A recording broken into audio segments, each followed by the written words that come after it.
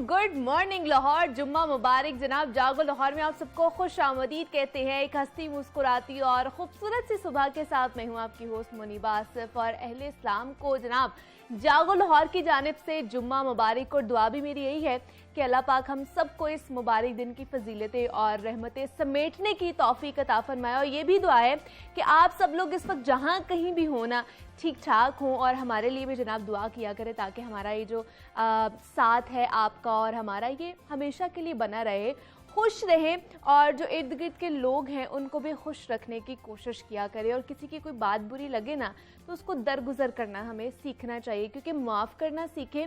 छोटी छोटी बातों पे जो हम गुस्सा करना शुरू हो जाते हैं ना उसको मत किया करें, क्योंकि आपको पता है कि सबसे अच्छा घूंट कौन सा है। यानी हम लोग पानी पीते हैं उसका घूंट लेते हैं, दूध पीते हैं, चाय कॉफ़ी या कोई भी मशरूब होता है तो उसका घूंट पीते हैं, तो सबसे अच्छा घूंट कौन सा हो सकता है। आपके दिमाग में बहुत सारी चीज़ें आती होंगी, लेकिन हमारे प्यारे नबी हज़रत मोहम्मद सल्लल्लाहु अलैहि वसल्लम ने फरमाया कि गुस्से का घूंट सबसे अफजल है। जब आपको गुस्सा आए ना तो आप उसको पी जाएं, तो ये सबसे अच्छा घूंट होता है। और अल्लाह पाक को अपने बंदे का गुस्सा काबू में रखना बहुत ज़्यादा पसंद भी है। और कुरान में भी ये फरमाया गया है कि जो शख्स गुस्से को काबू में रखता है वो मोहसिन होते हैं। और फिर जो लोग गुस्से पर काबू रखते हैं और अपने आसान ख़ता नहीं होने देते और अपनी हदूद से तजावुज़ भी नहीं करते हैं, ये बहुत कामयाब लोगों की निशानियाँ भी बताई जाती हैं। और ये छोटी छोटी सी चीज़ें होती हैं जिन पर अमल करने से आपका सारा दिन बहुत अच्छा गुजरता है। इसलिए जनाब हमें गुस्से पर काबू करना चाहिए। किसी की बात बुरी लग जाए तो उसको दरगुजर करके उससे मुआफ़ करके आगे बढ़ना चाहिए। तो आज की यही चीज़ थी जो मैंने आपके साथ शेयर करनी थी। अब आगे बढ़ते जनाब, अब अपने पहले सेगमेंट की तरफ बढ़ते हैं। हमारा सेगमेंट है सेहत और फिटनेस का। तो हम में से हर कोई ये चाहता है कि हम सेहतमंद रहें, लेकिन उम्र बढ़ने के साथ साथ आपको पता है कि मुख्तलिफ बीमारियां हमें घेर लेती हैं जो वक्त के साथ साथ लाइलाज होती हैं। और ऐसी ही एक बीमारी का आज हम जिक्र करने वाले हैं जो ऑस्टियोपोरोसिस के नाम से जानी जाती है। और ये हड्डियों की एक ऐसी बीमारी है जिसमें हड्डियों की लचक में कमी होती है और वो भुरभुरेपन और नरम पड़ जाने जैसे मसाइल से भी दो चार हो जाती है। इससे हड्डियां कमज़ोर हो जाती है और उनके टूटने का जो ख़तरा है ना वो कई गुना बढ़ जाता है। अक़वाम मुत्तहिदा के इदारा बराए सेहत के मुताबिक ऑस्टियोपोरोसिस दिल के अमराज के बाद दुनिया भर में सबसे ज़्यादा पाए जाने वाला आर्ज़ा है। यानी सेहत से मुतालिक दूसरा सबसे बड़ा मसला ऑस्टियोपोरोसिस है। और एक अंदाजे के मुताबिक ये बताया जाता है कि ऑस्टियोपोरोसिस की वजह से दुनिया में हर साल कमोबेश 80 लाख हड्डियां टूटने के वाक़यात रूनुमा होते हैं। और पाकिस्तान समेत दुनिया भर में ऑस्टियोपोरोसिस की शरह जो है वो मर्दों की निस्बत ख़वातीन में ज़्यादा पाई जाती है। और एक अंदाजे के मुताबिक पाकिस्तान में हड्डियों के भुरभुरेपन या नरम पड़ जाने के आर्जे का जो शिकार है वो 9.9 मिलियन अफराद हैं, जिनमें ज़्यादातर जो तादाद है वो ख़वातीन की है। और एक्सपर्ट्स के मुताबिक ये बताया जा रहा है कि आने वाले सालों में ये तादाद 11.3 तक भी पहुंच सकती है। यही वजह है कि हर साल की तरह इस बरस भी हड्डियों के भुरभुरेपन या फिर ऑस्टियोपोरोसिस से आगाही के आलमी दिन के मौका पर इससे बचाव और इसकी जल्द तशखीस की ज़रूरत पर जोर दिया जा रहा है। तो ऑस्टियोपोरोसिस बीमारी है क्या, इसकी वजूहात और अलामात क्या हो सकती है, इस पर बात करेंगे। हमारे साथ इस वक्त मौजूद है जनाब एसोसिएट प्रोफेसर है डॉक्टर शफकत वसीम चौधरी साहब है, सर्विसेज हॉस्पिटल से इनका ताल्लुक़ है और जनाब ऑर्थोपेडिक डिपार्टमेंट यूनिट 2 के HOD भी हैं। सर आपको वेलकम कहती हूँ जागो लाहौर में, कैसे हैं आप? Thank you very much. ठीक ठाक है। अच्छा डॉक्टर साहब, सबसे पहले तो बताइए ऑस्टियोपोरोसिस है क्या? कुछ चीज़ें मैंने बता दी है, बाकी चीज़ें आप बता दें। जी, ऑस्टियोपोरोसिस जैसे आपने खुद ही बता दिया है कि ऑस्टियो मीन बोन्स और पोरोसिस मीन पोरोसिटी। अगर हम आम लोगों के लिए बात करें तो ये एक हड्डियों की ऐसी बीमारी है या जिसमें कि हड्डियाँ डे बाय डे कमज़ोरी की तरफ जाती हैं। ठीक है। पोरोसिटी हो जाती है, फ्रेजाइल हो जाती हैं और खस्ता हो जाती हैं। आमतौर पे हड्डी जो है ये एक लिविंग टिश्यू है और इसमें बहुत ही स्ट्रेंथ होती है हड्डी के टूटने के लिए। आपको एक ख़ास फोर्स चाहिए होती है जो हड्डी को तोड़ती है। लेकिन ऑस्टियोपोरोसिस में क्या होता है कि फ्रेजाइल बोन हो जाती हैं, दे आर सो वीक कि आपको हल्का सा ज़रब लगनी, हल्का सा गिरना या एक नॉर्मल जो रूटीन एक्टिविटीज़ आप कर रहे हैं उसमें भी आपकी हड्डियाँ जो हैं वो डैमेज हो सकती हैं, फ्रैक्चर हो सकती हैं। और आपको पता है कि हमारे चलने फिरने, हमारी डेली जो रोज़मर्रा की ज़िंदगी की औकात है या निज़ाम कार है, उसमें क्या है, मस्कुलोस्केलेटल सिस्टम का ही रोल है। बिल्कुल ऐसे ही। अगर आप अपनी बोन्स की केयर नहीं कर रहे या ऐसी बीमारी है जो ऑस्टियोपोरोसिस है, 1994 तक तो इसको बीमारी ही नहीं समझा जाता था, लेकिन विद एडवांसिंग एज, जैसे जैसे मुआशरों में लोगों की उम्रें बढ़ रही हैं, जैसे आप वेस्टर्न वर्ल्ड देख लें या यूरोप देख लें, वहाँ पे तो लोगों की उम्रें काफ़ी लंबी हैं। हमारे यहाँ भी ऐसे ही है, अब Aahista Aahista health care facilities के अच्छा होने की वजह से लोगों की उम्रें बढ़ रही हैं, हाँ जी। जिसकी वजह से लोगों को ये मसले आ रहे हैं। हड्डियों का आमतौर पे जो भुरभुरापन है या ऑस्टियोपोरोसिस है, ये अनरिकग्नाइज चला जाता है। लोग इसमें इतना ज़्यादा इस पर तवज्जो नहीं देते, जिसकी वजह से ये होता है कि अचानक ऑल ऑफ ए सडन आप गिरते हैं या आपकी हड्डी फ्रैक्चर होती है, कर जाते हैं, आप डिपेंडेंट हो गए, आप गिर गए, हड्डी टूट गई, जिसकी वजह से आप फैमिली पे बर्डन बन गए, आप अपने माशरे पे बर्डन बन गए, हेल्थ केयर सिस्टम के लिए बन गए। बट इसकी कॉजेज क्या हो सकती है डॉक्टर? कॉजेज में आपको अभी नरेट करता हूँ। पहली बात तो ये है कि इसको साइलेंट किलर कहा जाता है। ठीक, साइलेंट डिजीज है, इसमें लोगों को आगाही ही नहीं होती, पता ही नहीं चलता कि मेरी हड्डियां कमजोर हो रही हैं, और इसीलिए अचानक एक दिन फ्रैक्चर होता है। अच्छा। तो अब कॉजेज में ये है कि कॉजेज हड्डी जो वीक, हड्डी की जो स्ट्रेंथ का ताल्लुक है वो right from the day one है। जैसे ही बच्चा पैदा होता है, माएँ आमतौर पे दूध पिलाती हैं या उनको धूप में रखती हैं, आहिस्ता आहिस्ता बच्चे की ग्रोथ होती है। अब इसी तरह हड्डियां भी साथ साथ बढ़ती हैं जैसे जैसे आपकी एज बढ़ती है। बिल्कुल ऐसे ही। हड्डियों के बढ़ने का जो अमल है वो 18 साल तक तो आमतौर पे हड्डी की जो है लेंथ में या आपका ग्रोथ होती है या उसकी आपकी हाइट बढ़ती है। 30 साल तक जो है वो हड्डियों की डेंसिटी या हड्डियों की साख्त जो है या उनकी मजबूती आती है। 30 तक आपकी जो एक peak bone density level achieve हो जाता है, जिसको हम कहते हैं कि अब ये हड्डी प्रॉपर तौर पे तनोमंद सही सेहतमंद हो गई है। उसके बाद फिर ग्रेजुअली आइदर तो हड्डियां स्टे करती हैं, अच्छा, या ये ग्रेजुअली डिटीरोरेट करती हैं। ठीक है। ऑस्टियोपोरोसिस जो है, आप जिस तरह समझ लें कि हमारे यहाँ क्या होता है कि ऑस्टियोपोरोसिस से पहले हमारी नेशन में आमतौर पे क्या है कि लोगों को इतनी अवेयरनेस नहीं है। हड्डियों की सेहत का ताल्लुक जो है वो 3 चीज़ों से है, जिसमें विटामिन डी है जो कि हमें सूरज से मिलता है। इसके अलावा कैल्शियम है जो कि हमें डेयरी प्रोडक्ट्स और दूध दही से और दूसरी इन चीज़ों से आता है। तीसरे नंबर पे है फिजिकल एक्टिविटी। अच्छा। फिजिकल एक्टिविटी का ना होना, मुतनासिब ग़िज़ा का ना होना और अपनी सेहत का ख्याल ना रखना, ये एक आम है जो कि आप डे 1 से लेके चलते हैं। इसके बाद फिर ये होता है कि आम तौर पे जो ख़वातीन है, जैसे आपने पहले बात बताई है कि ख़वातीन में ऑस्टियोपोरोसिस रेशो ज़्यादा है। हर 3 में से एक खातून जो है वो ऑस्टियोपोरोसिस का शिकार है। इसकी क्या वजह लगती है आपको? इसमें आप ये देखें कि अगर औरतें जो हैं, बंदों में भी ऐसे ही है, अब तो हर 5 में से एक बंदा जो है वो इसका ऑस्टियोपोरोसिस का शिकार है। ठीक है। ख़वातीन में आमतौर पे जिंदगी में 3 दौर आते हैं। पहला दौर ये है कि जिसमें वो पढ़ रही होती हैं, स्कूल जा रही होती हैं और उनका लाइफस्टाइल जो है वो सिर्फ और सिर्फ माएँ कहती हैं या घर वाले कहते हैं बच्चा पढ़े, फिजिकल एक्टिविटी या घर के काम काज या उनके खाने पीने पे स्पेशली दूध, डेयरी और एक्सरसाइज पे इतनी तवज्जो नहीं दी। बिल्कुल। इसके बाद क्या होता है, बच्चों की 20 या 25 के बाद शादी का दौर शुरू हो जाता है, जिसमें ख़वातीन इस दौर में उनके बच्चे पैदा होते हैं, वो उनकी टेक केयर करती हैं, घर का ख्याल रखती हैं, उसमें भी वो अपनी सेहत पे इतना तवज्जो नहीं दे रही होती। उसके बाद क्या होता है, फिर 30s के बाद का दौर शुरू होता है। एंड जैसे जैसे खातून जो है वो अप्रोच करती है टुवर्ड 50s या लेट 40s में, तो क्या होता है, उनका एक जिसको हम कहते हैं कि मीनोपाज की स्टेज की तरफ जाती है। मीनोपाज के करीब होते होते उनमें एक आप कह लें कि हार्मोनल इम्बैलेंसेस होते हैं या हार्मोनल चेंजेस आती है।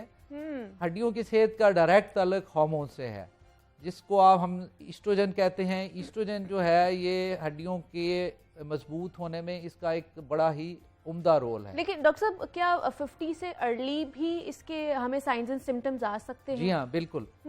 अब इसमें हमने यही बात करनी है कि जैसे ही 50 को क्रॉस करती हैं ख़वातीन, उनमें मीनोपैज की वजह से हड्डियों का भुरभुरेपन के होने के बहुत तेजी से अमल शुरू हो जाता है। ठीक, ओके। और हड्डियां जो हैं ये एक लिविंग टिश्यू है, कॉन्स्टेंटली इनमें चेंज आती है, हड्डी बनती है, हड्डी रिजॉल्व होती है, बनती है, रिजॉल्व होती है। लेकिन 50s के बाद इसमें खासी हद तक जो हड्डियों के रिजॉर्प्शन का अमल है वो ज़्यादा हो जाता है। साइन सिम्टम्स की जो आपने बात की है उसमें एपरेंटली तो इसको साइलेंट डिजीज कहा गया है, लोग इतना नोटिस नहीं करते, लेकिन फिर भी विद एडवांसिंग एज अगर किसी को हड्डियों में दर्द रहती है, थकावट होती है, भूख नहीं लगती, या आप देखें थोड़ा सा और एडवांस एज में 65 के करीब जाके औरतों का कद छोटा होना, या उनमें एक स्टूप पोस्चर होता है जिसमें थोड़ा सा झुकाव आगे की तरफ हो जाता है, हाँ जी, हाँ जी। या फिर कोई छोटी सी चोट लगनी, नॉर्मल एक्टिविटी करते हुए, स्नीजिंग करते हुए, कोई गमला उठाते हुए या घर के काम करते हुए माइल्ड सी उन पे प्रेशर आता है हड्डियों पे या फोर्स लगती है तो वो ब्रेक कर जाती है, फ्रैक्चर हो जाती है। और जब ब्रेक करती है तो फिर उसकी अपनी कॉम्प्लिकेशंस हैं। ये एक आमतौर पे जब फ्रैक्चर होता है तो फिर तो आगे की स्ट्रेटजी शुरू हो जाती है कि उसको मैनेज कैसे करना है और उसकी ट्रीटमेंट कैसे करनी है। लेकिन डॉक्टर साहब, हम रोज़ाना की बुनियाद पे अपनी डाइट तो हम अपने हिसाब से बड़ी अच्छी ले रहे होते हैं कि हम शायद हर चीज़ उसके अंदर minerals, vitamins, each and everything जो हमें चाहिए हम ले, लेकिन हम अश्योर कैसे कर सकते हैं? मतलब मैं अगर एक हूँ, मैं एडल्ट एज में हूँ, तो मैं अश्योर कैसे करूँ कि मैं विटामिन डी और कैल्शियम की मिकदार ले रही हूँ जितनी मुझे चाहिए है? देखिए, आइडियली जो रिकमेंडेड डेली अलाउंस है कैल्शियम का वो समझ लें कि 1000 to 1200 मिलीग्राम कैल्शियम किसी भी बंदे को चाहिए होती है daily, and that should be from the outer sources. ये आपने अपने खाने पीने में आपने लेनी है, ठीक है। आप इस तरह देख लें कि विटामिन डी भी इसके साथ साथ जरूरी है, जो कि नेचुरली तो सन से आता है। अब सन जो है वो 60% लोगों की पूरी कर देता है। 10 बजे से लेके 1 बजे तक आप धूप में रहते हैं, अच्छा, तो सन रेज के अंदर अल्ट्रावायलेट रेज होती है जो कि स्किन पे पड़ने के बाद एक कीमियाई अमल बनाती हैं और विटामिन डी पैदा होता है। विटामिन डी जो है ये कैल्शियम की एब्जॉर्प्शन के लिए बहुत जरूरी है। ओके, अगर विटामिन डी कम है और आप कैल्शियम ले रही हैं तो वो उसका भी फायदा नहीं है। इसी तरह अगर कैल्शियम आप आपने डाइटरी सोर्सेज से लें तो बहुत अच्छा है। डाइटरी सोर्सेज में क्या है? मिल्क है, जैसे आप दूध का अगर एक गिलास पीती हैं तो उससे 300 मिलीग्राम के करीब कैल्शियम आपको अब्जॉर्ब होती है बॉडी में। ओके। इसी तरह अगर एक आप चीज का स्लाइस लेते हो तो उसमें 200 मिलीग्राम कैल्शियम है। ऑरेंज जूस एक ग्लास ले लेते हैं उसमें 100 मिलीग्राम कैल्शियम है। इसी तरह नट्स की एक अगर आप हैंडफुल ले ले, नट्स में 100 मिलीग्राम है। तो ये चीज़ें जो है मिलके तकरीबन आप 1000 मिलीग्राम डेली चाहिए आपको। लेकिन इसके साथ साथ अगर आप ये चीज़ें आउटर सोर्सेज से नहीं ले रहे या अपने डाइट में नहीं शामिल कर रहे, बॉडी को ज़रूरत है, जो जिस्म है, हड्डियाँ बोन बैंक कहलाती है, कैल्शियम का बैंक है हड्डियाँ। अगर आपकी बॉडी में कैल्शियम कम होती है खून में तो हड्डियाँ जो हैं वो कैल्शियम को प्रोड्यूस करके खून में लेके आती है। सही, और आपकी हड्डियां वीक होती हैं जिसकी वजह से आपको क्रैम्प्स आते हैं, जिसके आपकी वजह से दर्दें होती है, आपका लाइफस्टाइल डिस्टर्ब होता है। तो एक नंबर तो कैल्शियम हो गई। अगर आप इसको नहीं ले रहे किसी तरह से, जैसे लोग दूध नहीं पीते, लोग अपने खाने में उस तरह से ख्याल नहीं करते डेयरी का, तो फिर आप सप्लीमेंट जरूर लें। इसी तरह विटामिन डी है, जो लोग धूप में नहीं जाते या इस तरह से सन एक्सपोजर में नहीं जाते, ज्यादातर लोग तो नहीं जाते हैं। अब जैसे सर्दियां भी आई हैं तो बहुत कम लोग हैं जो ये वाली धूप को तीसरे नंबर पे है लाइफस्टाइल। लाइफस्टाइल में ये है कि आपने 30 minutes to 45 minutes weight bearing exercise करनी है। ठीक है, ओके। अब जो वेट बेयरिंग एक्सरसाइजेज हैं वो क्या, ये अगर आप कैल्शियम भी लेते रहो, विटामिन डी भी ठीक है, लेकिन आप एक्सरसाइज नहीं करे, आपका लाइफस्टाइल सेडेंटरी है, तो क्या होता है कि जो मसल पुल है बोन के ऊपर, या जितना आप उसको हड्डी पे वजन डालते हैं, एक्सरसाइज करते हैं, वो हड्डियों को तहरीक देती है और हड्डियां ग्रोथ शुरू करती हैं, वो अपने आप को स्ट्रॉन्ग करती हैं, वो अपनी बनावट में बेहतरी लाती हैं। तो ये 3 चीजें बड़ी जरूरी हैं जिसमें विटामिन डी है, कैल्शियम है और एक्सरसाइज का होना। लेकिन किस तरह के हम सप्लीमेंट्स डॉक्टर साहब ले सकते हैं मार्केट में? ऐसी कौन सी चीजें हैं विटामिन डी की या जो कैल्शियम के हवाले से जो सप्लीमेंट्स हम खा सकते हैं? देखिए, विटामिन डी जो है बेसिकली नेचुरली तो इसका सोर्स सन है, and sun is very abundant in Pakistan में, हर जगह धूप बहुत है। लेकिन इसमें कुछ इश्यूज हैं, जैसे आप देखिए लाहौर में, जैसे अभी आप बात कर रही थी कि जो एयर क्वालिटी इंडेक्स है वो बहुत ही खराब है, खराब होता जा रहा है, स्मॉग होती है। अब जो साउथ ईस्ट एशिया है, यहाँ पे जो सन रेज हैं वो टेंडेंशियल आती हैं। जो सर्दियों की धूप है उसमें विटामिन डी होता ही नहीं है, या कम होता है, क्योंकि मिनिमम जो आपको वेवलेंथ चाहिए जो आपकी स्किन पे पड़े धूप और वो आपका विटामिन डी प्रोड्यूस करे, दैट शुड बी 300 नैनोमीटर होना चाहिए, जो कि सर्दियों की धूप में नहीं होता। अच्छा। गर्मियों की धूप में वो ज़रूर होता है, लेकिन गर्मियों में हम निकलते नहीं हैं, तो इसलिए majority of the Pakistani population they lack in vitamin D. सही। अगर आपकी विटामिन डी ही कम है तो आप जो भी कैल्शियम ले रहे हो या सप्लीमेंट्स ले रहे हो वो उस तरह से इफेक्टिव नहीं होती, उसकी एब्जॉर्प्शन नहीं होती और आपकी हड्डियां कमज़ोर रहती हैं। पिछले एक डेकेड से आप समझ लें कि लोगों में अवेयरनेस बहुत आई है, इवन डॉक्टर्स के अलावा आम कॉमन पब्लिक को भी पता है कि विटामिन डी लेना। विटामिन डी जो है ये आप कह लें कि वेस्टर्न वर्ल्ड में या दुनिया में इसको मैजिक पिल कहा जाता है।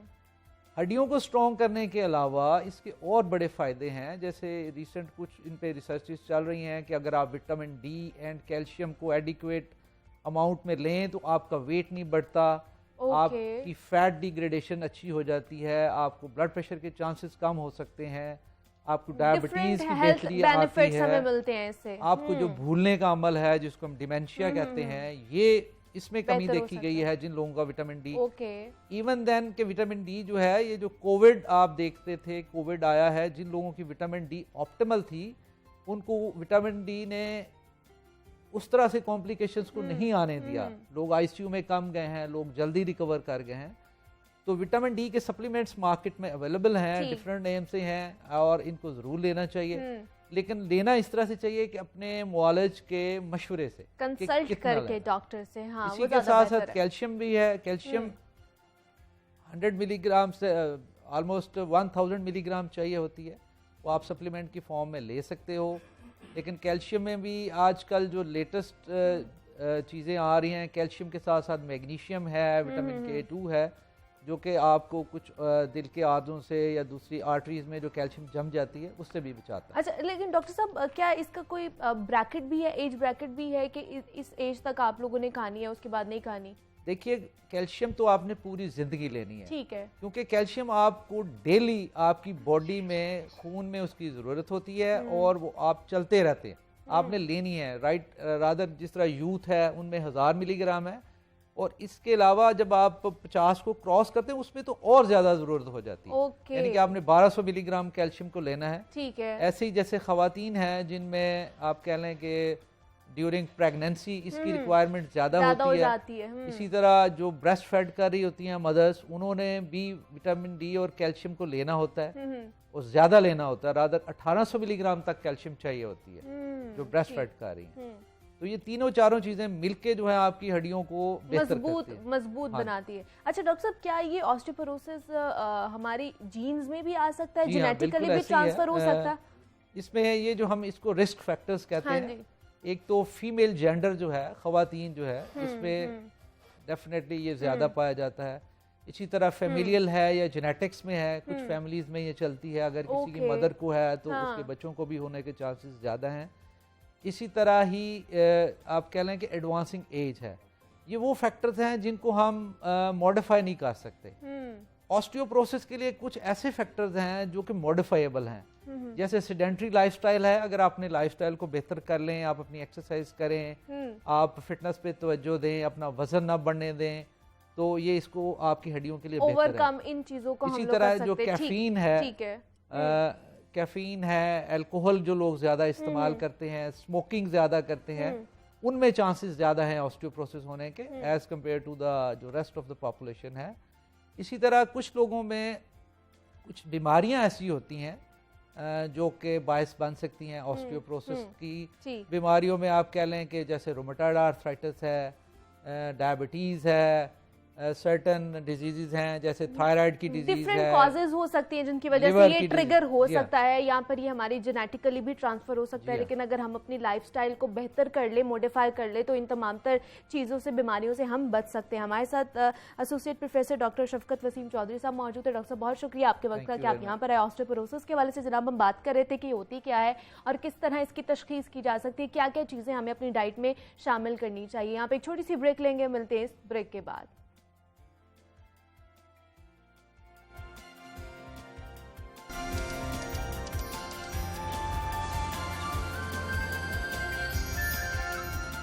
बेकमाल ही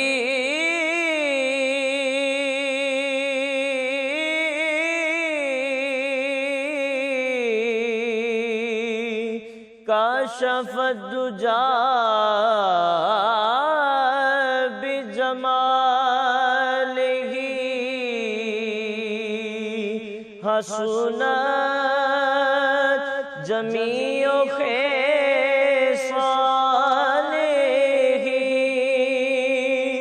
सल्लु अलैहि वालिही सल्लु अलैहि वालिही सल्लु अलैहि वालिही सल्लु अलैहि वालिही सल्लु अलैहि वालिही वो जो चाहे चाँद को तोड़ दे उन्हें इख्तियार दिया गया उन्हें इख्तियार दिया गया वो फिर उसके टुकड़ों को जोड़ दे वो फिर उसके टुकड़ों को जोड़ दे उन्हें इख्तियार दिया गया सल्लु अलैहि वालिही और मैं था क्या मुझे क्या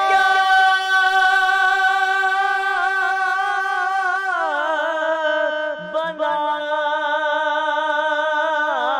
दिया मुझे इश्क़े अहमद अता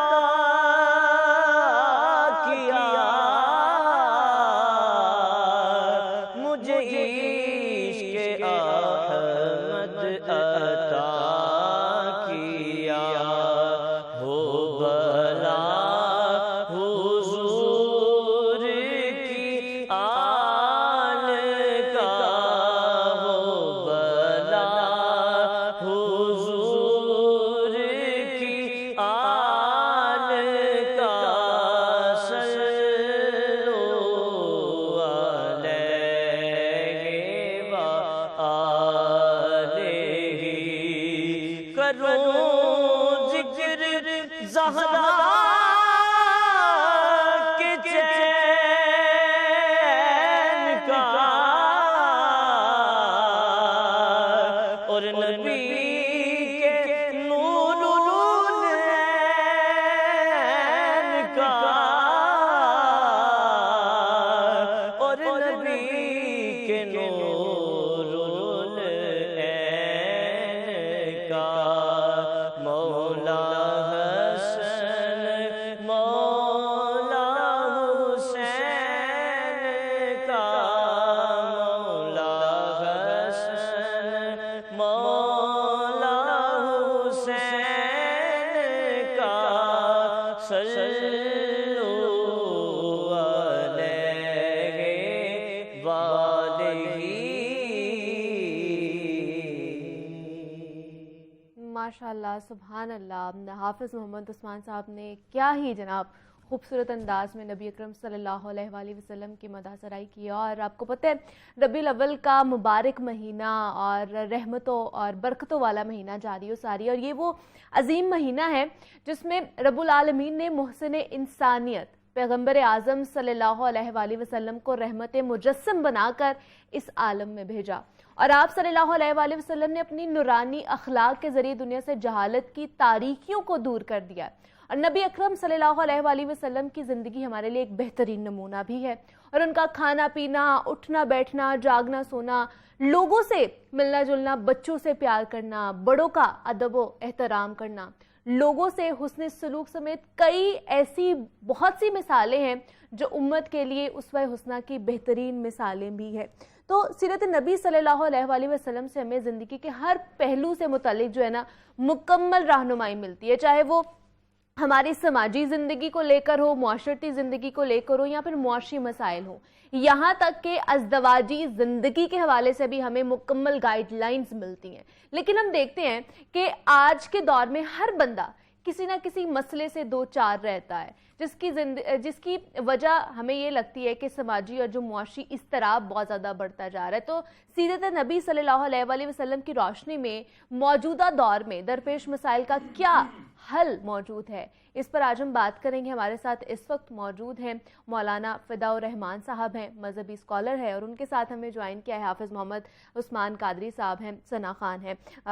मौलाना साहब, आपको भी खुश आमदीद कहती हूँ जागो लाहौर में। आपको भी खुश आमदीद कहती हूँ जागो लाहौर में। वालेकुम अस्सलाम। मौलाना साहब, रबीउल अव्वल का बड़ा पाक और बरकतों फजीलतों वाला महीना जारी व सारी है। तो इस महीने में हम देखते हैं बहुत सी महफिलें सजाई जाती हैं, अपने घरों को सजाया जाता है, मोहल्ले को, बाज़ारों को, बड़ी रौनकें लगती है। तो क्या आपसे सल्लम की मोहब्बत ये ज़बानी कलामी होनी चाहिए, इतनी काफ़ी है, या हमारी ज़िंदगियों में उसका जो प्रैक्टिस होती हुई भी हमें नज़र आनी चाहिए? बिस्मिल्लाहिर्रहमानिर्रहीम। लक़द कान लकुम फ़ी रसूलिल्लाहि उस्वतुन हसना लिमन कान यरजुल्लाह वल यौमल आखिर। क़ाल नबी सल्लल्लाहु अलैहि वसल्लम ला युमिनु अहदुकुम हत्ता अकून अहब्ब इलैहि मिन वालिदिही व वलदिही वन्नासि अजमाइन। आज का आपका मौजू इंतहाई अहम है माह रबीउल अव्वल के हवाले से, और देखा ये जाएगा आज की इस गुफ्तगू में कि हमारे यहाँ रबीउल अव्वल में महाफिल, मजालिस और अपने अपने ज़ौक़ के मुताबिक इश्क मोहब्बत का इजहार भी किया गया। बेशक बेशक।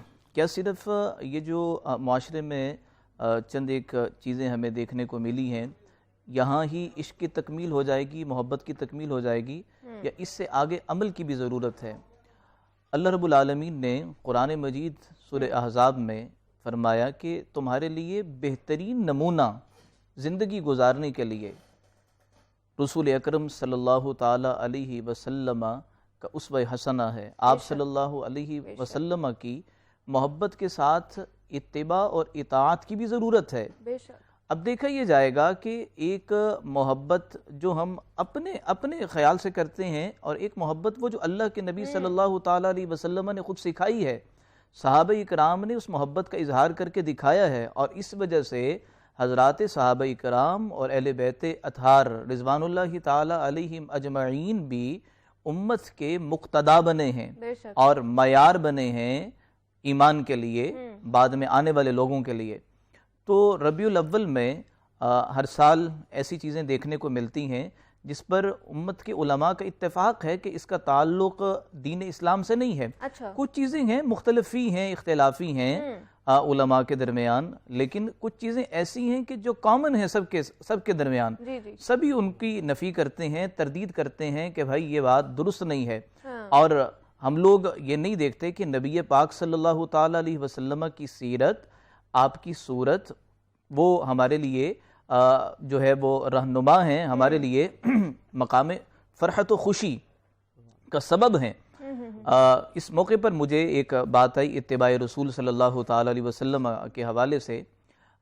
एक आलिम गुजरे हैं मौलाना हुसैन अहमद मदनी रहमतुल्लाह अलैहि ताला। वो दौर था जब बर सगीर पाक व हिंद पर कब्ज़ा था, तसल्लुत था, और मुसलमानों की गिरफ्तारियाँ थी, जो भी यहाँ के रहने वाले थे। तो ऐसे वक्त में हज़रत मदनी रहमतुल्लाह अलैहि ताला वो रुपोश थे। 3 दिन के बाद बाहर निकल आए, तो जो बाकी लोग थे उन्होंने कहा हज़रत आपको गिरफ़्तार कर लिया जाएगा, आप रुपोश हो जाएं। तो फरमाने लगे कि नबी पाक सल्लल्लाहु ताला अलैहि वसल्लम की सुन्नत नहीं है ये। आप सल्लल्लाहु ताला अलैहि वसल्लम 3 दिन के लिए जो है वो अपने दुश्मनों से उन्होंने जो है वो पर्दा नशीनी इख्तियार की थी। 3 दिन बाद आप सल्लल्लाहु ताला अलैहि वसल्लम मंजर आम पर थे, तो ये सुन्नत नहीं है इस तरह से। फिर इसी तरह से एक मौलाना अनवर शाह काश्मीरी रहमतुल्लाह अलैह गुजरे हैं, तो वो बीमार थे, लेटे हुए थे। अच्छा। उनके जो खादिम थे वो आकर दवाई देने लगे, तो नहीं ली उन्होंने। 3 दिन के बाद उठे और कहा दवाई लेकर आओ। तो खादिम पूछने लगे हजरत ये क्या मामला है, पहले हमने दवाई दी आपने ली नहीं है। तो कहने लगे कि मैंने नबी पाक सल्लल्लाहु ताला अलैहि वसल्लम की सुन्नतों को, सीरत को पढ़ा, तो मुझे ये कहीं से नहीं मिला कि आप सल्लल्लाहु अलैहि वसल्लम ने लेटे लेटे लिया हो, तो मैं कैसे ये कर सकता था। आप मुझे लेकर आओ, क्योंकि दवा लेना भी मेरे नबी की सुन्नत है। इस कदर जो है वो मोहब्बतें थी। मौलाना जाफर थानीसी रहमतुल्लाह अलैहि ताला, उन्हें जब गिरफ्तार किया गया तो ऐसे पिंजरे में थे कि जहाँ बैठना उठना मुश्किल था, बिल्कुल जो है वो उन्हें जकड़ के रखा हुआ था। अच्छा। और उस कैफियत में आप सल्लल्लाहु अलैहि वसल्लम की ज़ियारत हुई, तो जाफर थानीसी कहने लगे कि अल्लाह अगर 50,000 बरस मेरी जिंदगी कर दी जाए और मुझे आका की ज़ियारत यूं ही होती रहे, तो ये मुझे 50,000 बरस की जिंदगी इस पिंजरे के अंदर वो भी कम महसूस होगी। उन लोगों की मोहब्बतें ये थी। आज हम देखें कि हमारी मोहब्बत का मयार क्या है। हम ये देखें कि हम जो मोहब्बत के दावे करते हैं, क्या उन दावों में कोई हकीकत भी है कि नहीं है। आप सल्लल्लाहु ताला अलैहि वसल्लम ने फरमाया कि रास्ते से तकलीफ दे चीज का हटा देना ये क्या है, ईमान की एक अदना शाख है। और बल्कि मैं तो यूं कहूँगा आपकी इस शो के तवस्सुत से कि मसाजिद में भी अगर हमने नवाफिल अदा करने हैं बकिया नमाज के बाद, तो फिर उसका भी यूं ख्याल रखा जाए कि आगे वाले जो नमाजी जिन्होंने गुजरना है, बाहर निकलना है, तो कहीं ऐसा ना हो कि मैं नवाफिल अदा कर रहा हूँ और वो उन्होंने गुजरना है और वो बेचारे मेरी नमाज की वजह से, मेरे नवाफिल की वजह से वहाँ बैठ गए। जब मस्जिद के अंदर इतना ख्याल रखने का हुक्म है कि दूसरे को तकलीफ ना हो, तो बाहर निकल कर आदमी इबादत के नाम पर मुसलमानों को तकलीफ दे। और इसमें उलमा इकराम फरमाते हैं कि भाई ऐसा अमल ना किया जाए, बल्कि सबका इत्तेफाक है कि मिलादुन नबी सल्लल्लाहु ताला अलैहि वसल्लम का मुबारक उन्वान हो और उस मुबारक उन्वान पर हम रास्ते रोकें और मरीजों को तकलीफ दें और किसी जरूरतमंद के लिए तकलीफ का सबब बने। आपकी जात से किसी को जी बिल्कुल आप सरापा रहमत हैं। पहुंचनी चाहिए। जी बिल्कुल। लेकिन आज के दौर में हम मौलाना साहब देखते हैं कि नफ्सा नफ्सी का दौर है, हर कोई इतना परेशान हाल है मुआशी तौर पर या बाकी देख लिया जाए मसाइल हमारी जिंदगी में, तो ये आज के दौर का जो इंसान है बड़ा ज़बोहाली का शिकार है। आपको क्या लगता है इसकी क्या वजह है, या हमारे हुजूर पाक सल्लल्लाहु अलैहि वसल्लम की तालीमात इस हवाले से क्या कहती हैं? देखें बिल्कुल सादा सी बात है, सूरत ताहा में अल्लाह फरमाता है वमन अअरद अन ज़िक्री फ़इन्न लहू मईशतन ज़नका, जो हमारे जिक्र से एराज करेगा मईशत सुकेड़ दी जाएगी। यानी इसका मतलब मुफस्सरीन ने यह लिखा है कि चीज़ें होते हुए इस्तेमाल नहीं कर सकेगा। पैसा है लेकिन चीज़ खरीदने के लिए नहीं है, पैसा है गैस नहीं है, पैसा है पेट्रोल नहीं मिल रहा। तो उसकी बुनियादी वजह यह है कि नबी पाक सल्लल्लाहु ताला अलैहि वसल्लम के जो हुकूक आयद होते हैं हम पर बहैसियत मुसलमान, हम उनको पूरा ही नहीं कर रहे। बिल्कुल। जब हम उनको पूरा नहीं कर रहे तो फिर रहमत कैसे आएगी। ये तो अल्लाह ताला करम फरमा रहे हैं कि हम जो है इस काबिल भी नहीं थे, हम तो इस काबिल भी नहीं थे कि जो ज़िंदगी के दिन गुजर रहे हैं अल्लाह ताला अपने महबूब के सदक़े जो है हम पे करम फरमा रहे हैं। लेकिन हम अपनी ज़िंदगियों में झांक कर देखें कि हमारे मामलात क्या हैं। हम ये कहते हैं कि दावा हमारा ये होता है कि हम हुजूर के उम्मती हैं, लेकिन किसी को तकलीफ देने का कोई मौका हाथ से नहीं जाने देते कि भाई दूसरे को तकलीफ देनी है। नबी पाक सल्लल्लाहु ताला अलैहि वसल्लम के हवाले से मैं मुनीबा आपके इस शो से यहाँ से भी ये इसकी वजाहत करना चाहूँगा कि इस वक्त हम मुसलमानों की जो मेंटेलिटी बनी हुई है ना, तो वो चंद एक मखसूस इबादात और या एक मखसूस मजहबी कुछ कल्चर या कुछ त्यौहार हमने मुकर्रर कर लिए हैं। अमली तौर पर हमने कैसे रहना है और जिस ज़बू हाली से हम बाहर निकल सकते हैं, और जो इस वक्त मुआशी तौर पर जो इस्तिराब पाया जाता है, मुआशरती ज़िंदगी में जो इस्तिराब पाया जाता है, इससे बाहर निकलने के लिए बात इतनी है कि वो शायर ने खूबसूरत कहा है कि दहर में इसमें मोहम्मद से उजाला कर दे, हर पस्त को कुव्वत इश्क से जो है वो बाला कर दे। हमने इश्क मोहम्मद से हर पस्त को बाला करना है, लेकिन हम खुद ही जो है वो नफ्सियाती उलझनों में हैं, मुआशी उलझनों का शिकार हैं। अल्लाह के नबी सल्लल्लाहु ताला अलैहि वसल्लम ने जो हमें तरीक़ा बताया है, उस तरीक़े में दुनिया भी जन्नत है, आखिरत भी जन्नत है। दुनिया की भी कामयाबियाँ हैं, आखिरत की भी कामयाबियाँ हैं। हमारा मामला इसके बरक्स है। हम लोग जो है वो एक ही सिमत में चल रहे हैं और कभी कभार किसी इवेंट पर कुछ इबादत का इजहार कर लिया और जब वो उससे फारिग हुए, उस मौके से फारिग हुए, फिर उसके बाद फिर हम हर चीज़ भूल जाते हैं। जी बिल्कुल भूल जाते हैं। ये अलमिया है। तो इसलिए नफ्सियाती उलझनों से निकलने के लिए अल्लाह के नबी सल्लल्लाहु ताला अलैहि वसल्लम की मुबारक ज़िंदगी का मुताला है। आप सल्लल्लाहु ताला अलैहि वसल्लम की ज़िंदगी को देखा जाए और जदीद साइंस भी इस नतीजे पर पहुंची है कि आप सल्लल्लाहु अलैहि वसल्लम की जो सुन्नतें हैं, आपकी आदात मुबारका जो है, वो इंसानी ज़िंदगी की जो है वो तरक्की के लिए बेहतरीन जामिन है। मतलब अगर जिस्मानी तौर पर भी देखा जाए तो नबी पाक सल्लल्लाहु ताला अलैहि वसल्लम का खाने का अंदाज क्या है, गुफ्तगू का अंदाज क्या है, चलने का अंदाज क्या है, सरापर रहमत है। तो सरापर रहमत का मतलब यह है कि जो इंसान की नेचर है, जब उसको कबूल करेगी, उसको अपनाएगी, तो नफ्सियाती उलझनें भी ख़त्म होंगी, मुआशी उलझनें भी ख़त्म होंगी, मुआशरती जो नफ़रतें हैं बाहमी तौर पर, ये नफ़रतें भी ख़त्म होंगी। एग्जैक्टली। और जो हम लोग बंटते जा रहे हैं मतलब फ़िरक़ों में, वो भी ख़त्म हो जाएगा और एक ही हम लोग जो है ना पेज पर आने की कोशिश करनी चाहिए। और ये हम थोड़ा सा आप लोगों को अवेयर करने की कोशिश करते हैं कि हुज़ूर पाक सल्लल्लाहु अलैहि वसल्लम की ज़िंदगी से क्या क्या हमें तालीमात मिलती हैं, हम किस तरह ख़ुद को बेहतर बना सकते हैं, इस पर हम बात करते हैं। मौलाना फ़िदा रहमान साहब हमारे साथ मौजूद है, मज़हबी स्कॉलर हैं। मौलाना साहब बहुत शुक्रिया आपके वक्त का कि आप यहाँ पर आए। और मोहम्मद उस्मान कादरी भी हमारे साथ मौजूद हैं। उस्मान, आपके बहुत शुक्रिया। लेकिन जाते जाते एक और नात आपसे हम लोग सुनना चाहेंगे। कैसे समझेंगे तेरी शान ज़माने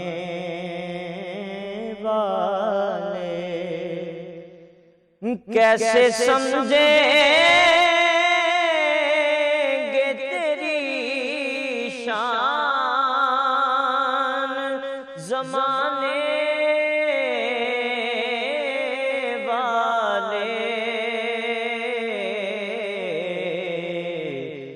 मिटेंगे वो तेरा नाम मिटाने वाले।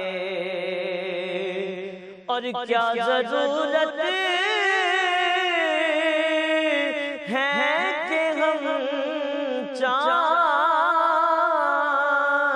का जलवा देखें,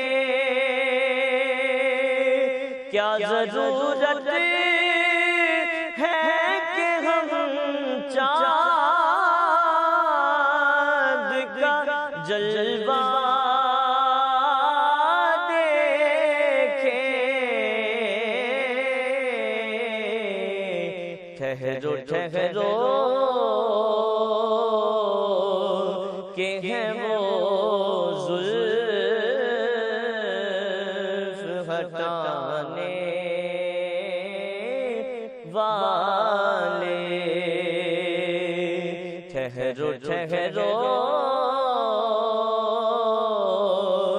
के हैं वो जुल्फ़ हटाने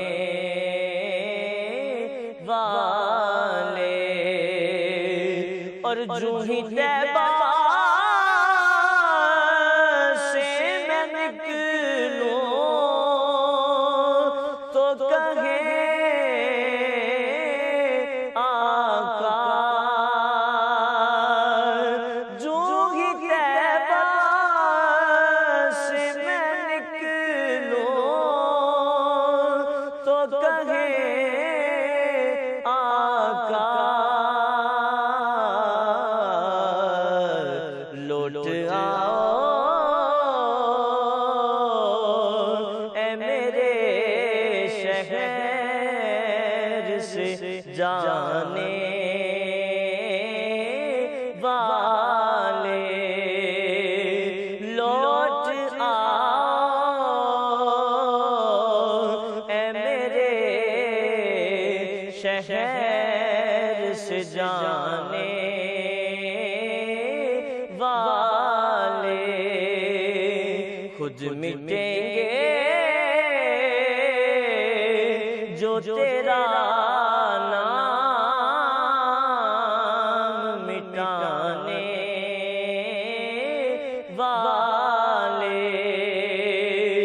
और दोनों आलम में कोई आप सा कारी ही नहीं।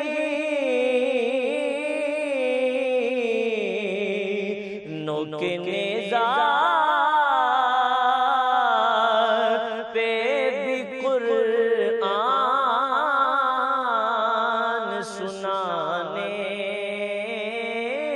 वाले, नोके नेज़ा पे भी कुरान सुनाने वाले, खुद मिटेंगे जो तेरा नाम मिटा।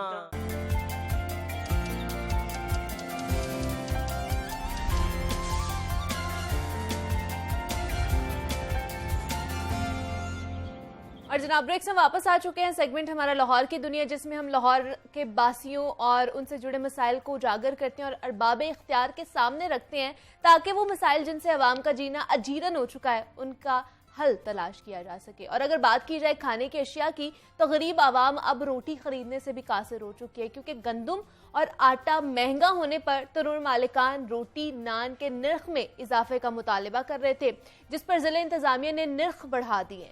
और इसके अलावा अगर देखा जाए तो स्मॉग की शक्ल में एक बड़ा खतरा शहरियों के सर पर मंडलाना शुरू कर चुका है।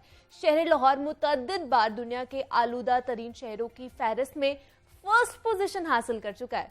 और उधर अगर डेंगू के हवाले से देखा जाए तो उसके भी डंग तेज होना शुरू हो चुके हैं और हर दिन अस्पतालों में मरीजों की जो तादाद है उसमें इजाफा होता जा रहा है। और अगर गुज़श्ता 24 घंटों के हवाले से आपको बता दूं तो सूबे भर से डेंगू के 307 मरीज रिपोर्ट हुए। एक और अहम मसला है जिस पर आज हमने गुफ्तगू करनी है, जो इंतहाई ज़रूरी भी है, जो आजकल स्कूल और कॉलेजेस में बच्चे नशे के आदी होते जा रहे हैं। बच्चे किसी भी कौम का मुस्तकबिल होते हैं, लेकिन अगर नौजवान नस्ल ऐसी सरगर्मियों में मसरूफ रहे तो मुल्क और कौम के लिए बड़ा खतरा बन सकती है। तो शहर लाहौर की खूबसूरती की अगर बात की जाए तो जनाब शहर में शाइन एंड ग्रीन कैंपेन भी चल रही है, और इससे पहले हमने देखा कि इस मुहिम में काफ़ी रुकावटें दरपेश थी। अब ये मुहिम किन इलाकों में मुकम्मल हो चुकी है और कहाँ कहाँ इस वक्त जारी है, इन समेत तमाम मौज़ूआत पर हम बात करेंगे। हमारे साथ इस वक्त मौजूद हैं डिप्टी कमिश्नर लाहौर है मोहम्मद अली साहब है, और उनके साथ हमें ज्वाइन किया है नुमाइंदा लाहौर न्यूज़ है इमरान अकबर हैं। डीसी साहब आपको वेलकम कहती हूँ जागो लाहौर में, इमरान आपको भी वेलकम कहती हूँ जागो लाहौर में। और इमरान वेलकम बैक, आप वापस आ चुके हैं और उम्रे की सादत आपने हासिल की है, वो भी इतना फजीलतों वाला बरकतों वाला महीना है रबुल अव्वल में, उसमें तो आपको मुबारक हो उम्रा। बहुत बहुत जज़ाकल्लाह। डी साहब आप ही से स्टार्ट करूंगी। गंदम और आटे के हवाले से सबसे पहले मैं जानना चाहूँगी, हमने देखा कि रोटी के हवाले से नान की कीमतें दोबारा से उसमें इजाफा कर दिया गया है। उससे पहले आटा नहीं मिल रहा था मार्केट से, वो भी गायब था, और जो रिलीफ पहुंचाया जा रहा था या सस्ता आटा के तहत जो स्कीम थी उसमें भी हमने देखा कि आटा नहीं मिला कहीं पर। अब रोटी और नान भी महंगा हो चुका है, तो क्या वजूहात है? रिलीफ तो कहीं पर भी नहीं मिल रहा आम आदमी को। जी बिस्मिल्लाहिर्रहमानिर्रहीम। सबसे पहले तो इसमें गवर्नमेंट की तरफ से इससे पहले सब्सिडाइज्ड आटा तंदूरों को दिया जाता था। अच्छा। तो वो जब से डिसकंटिन्यू हुआ है तो जाहिर है उसमें अब ओपन मार्केट में जो इस वक्त डिमांड सप्लाई की सिचुएशन है उसके लिहाज से नान भाइयों ने उनको मार्केट से ओपन मार्केट से आटा मिल रहा था, तो उन्होंने उस लिहाज से उसकी कीमत बढ़ा दी थी। तो बहरहाल हमारी उनसे नेगोशिएशन हुई थी लास्ट वीक। 13 रुपये की हमने रोटी फिक्स की थी प्राइस। उनकी कॉस्ट तकरीबन हमने 12 रुपये कुछ पैसे बनती थी, तो मार्जिन थोड़ा कम ज़रूर था। बट ये कि फिर हमने जब फील्ड में इंस्पेक्शन शुरू की तो हमें पता चला कि 100 ग्राम की बजाय 65 ग्राम की भी रोटी जो है वो मार्केट में बिक रही है। अच्छा। तो इस वजह से हमने थोड़ा सा उसको रियलिस्टिक किया। हमने 13 रुपये की बजाय अब 14 रुपये कर दिए, मगर ये कि अब उस पर अगर वेट में कहीं कमी बेशी होगी तो वो उसमें किसी किस्म की हम टॉलरेंस नहीं होगी। सेकेंडली नान जो था वो 25 रुपये का मार्केट में बिक रहा था, हमने उसको 20 रुपये नोटिफाई किया था।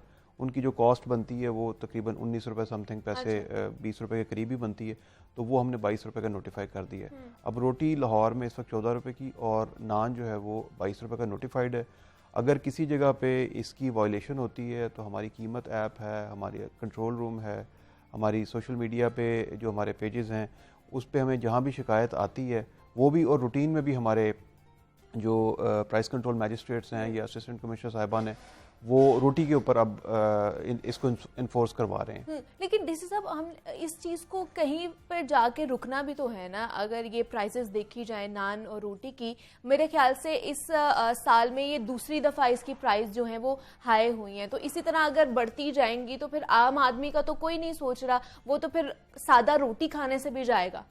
जी बिल्कुल, आप सही फरमा रही हैं। गरीब आदमी के लिए रोटी सबसे इम्पोर्टेंट उसका ज़ाहिर बजट का हिस्सा होता है।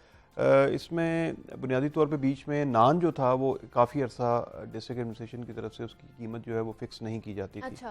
तो अब उसकी वजह से 25 रुपये भी, बल्कि ये तो सादा नान मैं आपको बता रहा हूँ 25 का, रोगनी और जो दूसरे नान है वो इससे ज़्यादा महंगे बिक रहे हैं। हाँ, तो हमने फिर इसको जब हम कीमत का तयन नहीं करते तो फिर वो अनरेगुलेटेड हो जाता है। हमने बहरहाल इसको 22 रुपये पे किया और इस पर हम इसको इन्फोर्स भी करवाएंगे।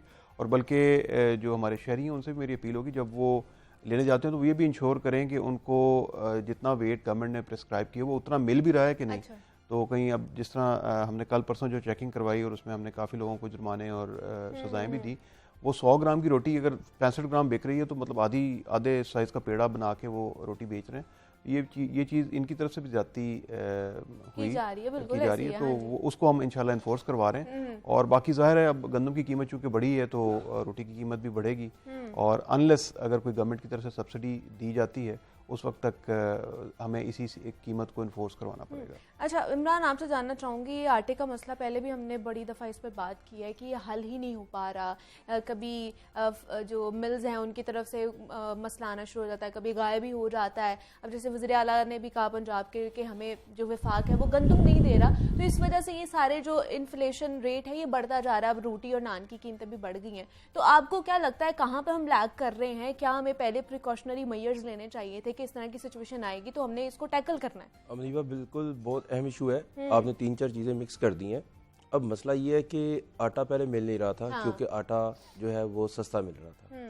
तो अब आटा पूरी मार्केट में इस तरह से मिल रहा है कि हर दुकानदार के पास आटा पड़ा हुआ है, क्योंकि आटा एक आम कीमत पे आ गया है। सही। जिस तरह डिप्टी कमिश्नर लाहौर साथ बैठे हुए हैं तो उन्होंने कहा कि जी नान की कीमत 22 रुपये हो गई है। पहले भी नान 20 रुपये का बिक रहा था, मगर नान की कीमत ही 15 रुपये, रोटी की कीमत ही 10 रुपये। इन्होंने रोटी की कीमत जो थी वो 13 रुपये की और उसके बाद अब 14 रुपये कर दी। अब नान की कीमत 22 रुपये की है। अब कुलचा जो है वो 25 रुपये का बिक रहा है, रोगनी नान 35 रुपये का बिक रहा है। अब मैं आपको फिर ये साथ बता रहा हूँ कि 2300 रुपये मन गंदम, अच्छा, जिसको 100 रुपया जिसकी इमदादी कीमत बढ़ाई गई या कुछ भी आप कह लें, अब ये 2300 रुपये मन गंदम के हिसाब से आटा बिक रहा है ना। हाँ जी। अब जो अगले साल का जो रेट आया वो तो 3000 रुपये है। अब जब अप्रैल आएगा 2023 में तो वो जो इमदादी कीमत है किसान के लिए वो 3000 रुपये है, तो उसमें आटे का रेट बढ़ेगा। आटे का रेट बढ़ेगा तो ये 14 रुपये वाली रोटी कहाँ पे जाएगी, पहले ये सोच लें। और जो रोगनी नान है या कुलचा है या सादा नान है ये कहाँ पे जाएगा? अभी मौजूदा सूरत हाल ये है कि जो ज़िला इंतज़ामिया है, मैं फिर आपको कहूँगा कि इनका काम है फिक्सेशन करना, मॉनिटरिंग करना और सज़ा जज़ा करना, ये वो सारा कुछ। अब इन्होंने नान और रोटी की कीमत डिसाइड कर दी है।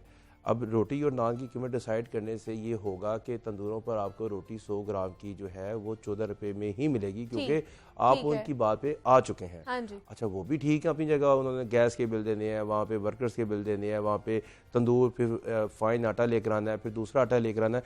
ये तमाम चीज़ें जब मिक्स करते हैं तो रोटी का जो पेड़ा है उसको बनाते बनाते उनके 12 रुपये या 11 रुपये या 12.5 रुपये कॉस्ट आ जाती है। अब वो 1 रुपया नहीं भी कमाएंगे तो वो कहेंगे हम कहाँ जाएं, क्योंकि हाँ। उनके पास जाते हैं वो भी ये कहते हैं। अब ये आगे उनके मुताबिक अब मसावी जब आप आ जाते हैं ना तो रोटी मेरा ख्याल है मसला नहीं रहेगा शहर में, ना नान का मसला रहेगा। मसला ये है कि इन्फ्लेशन जो है रेट बढ़ता जा रहा है। कहाँ पे रोटी अगर हम 2016 में चले जाए 2 रुपए की, कहाँ पे रोटी 2022 में आ गए हैं तो 14 रुपए की, और ये नोटिफाइड रेट हो गया। इससे कम नहीं अब हो सकती, इससे ज्यादा ही हो सकती है। नान इससे कम नहीं हो सकता, ज्यादा ही हो सकता है, क्योंकि हाँ। अगर आप गंदम फाइन आटे की कीमतें कम भी कर देंगे तो नान की कीमत कभी भी कीमत ऊपर जाकर नीचे आती है। हाँ। अब अभी सूरत हाल ये चल रही है कि आपने जब आज अपना इंट्रो दिया है तो उसमें आपने ऐसे मसाइल बताए हैं 6-7 के ऐसे लग रहा है कि लाहौर छोड़ के भाग जाओ कि डेंगू का मसला, फिर स्मोक का मसला, फिर कोई मसला। तो ये सारी सूरत हाल जो है शहर लाहौर में रोज़ाना यहाँ के मकीनों को देखनी पड़ती है, उसके साथ सर्वाइवल करना पड़ता है, और उसके साथ साथ जो उनको महंगाई मारती है रोज़ाना। देखिए मजदूर है वो जहाँ पे 4-5-6 रोटियां खाता था, महंगाई मार गई, ये वाली हमारी सिचुएशन बनी हुई है कि महंगाई कंट्रोल ही नहीं हो पा रही। तो डीसी साहब आप हमें बताइए कि क्या मैकेनिज्म ऐसा बनाया जाए कि जो इन्फ्लेशन रेट बढ़ता जा रहा है, महंगाई खास तौर पर सब्जियों के रेट्स, फल तो आप समझ लें कि आम आदमी की पहुंच से बाहर हो चुका है, चिकन आप देख ले, अंडे की कीमतें बढ़ती जा रही हैं, अभी 250 से तजावुज कर रही हैं, तो जब ज्यादा सर्दी आएगी तो फिर आप देखें कहाँ तक जाएगी। तो इसको किस तरह कंट्रोल किया जा सकता है?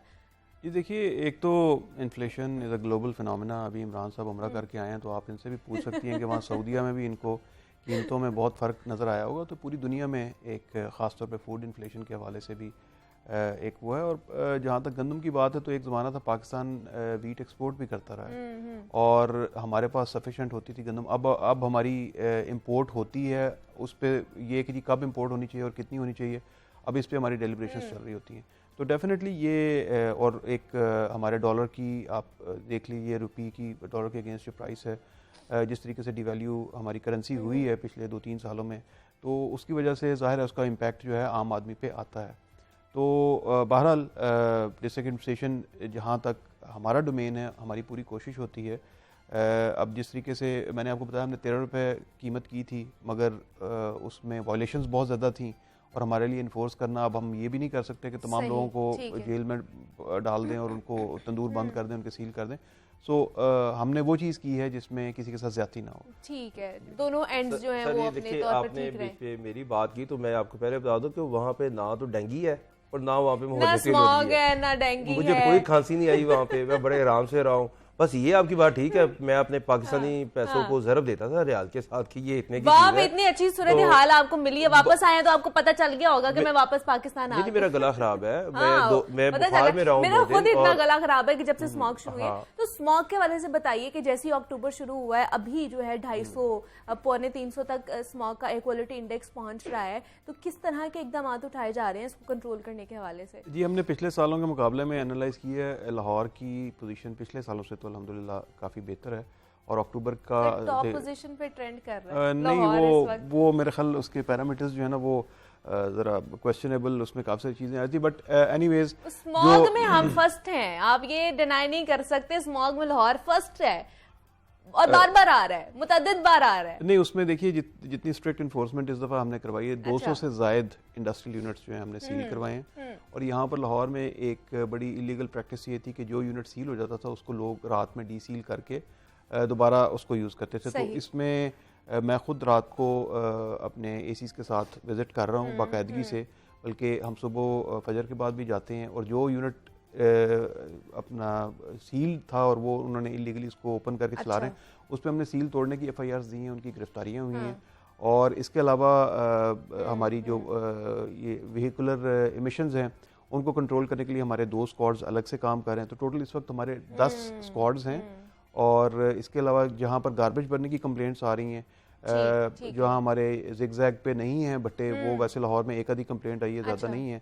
स्टबल बर्निंग अभी यहाँ स्टार्ट नहीं हुई, क्योंकि हमारी फसल अभी जब आएगी हार्वेस्ट के करीब, उसके बाद ये एक्टिविटी होती है, बट वो भी नहीं है। तो एक डस्ट का बहुत सीरियस प्रॉब्लम है। तो हमारे लाहौर में जो एंट्री पॉइंट्स हैं उनको हम इंश्योर कर रहे हैं कि वहाँ पर एक तो हम पानी का छिड़काव करें, और दूसरे नंबर पे वहाँ थोड़ी सी हम ग्रीन बेल्ट्स बनवा रहे हैं ताकि मिट्टी जो है वो कम से कम उड़े। और ये चूँकि गाड़ियाँ हमारी एंटर होती हैं, इसके अलावा अनकवर्ड जो ट्रॉलीज थी उनके ऊपर भी गवर्नमेंट की तरफ से 144 इम्पोज कर दी गई है।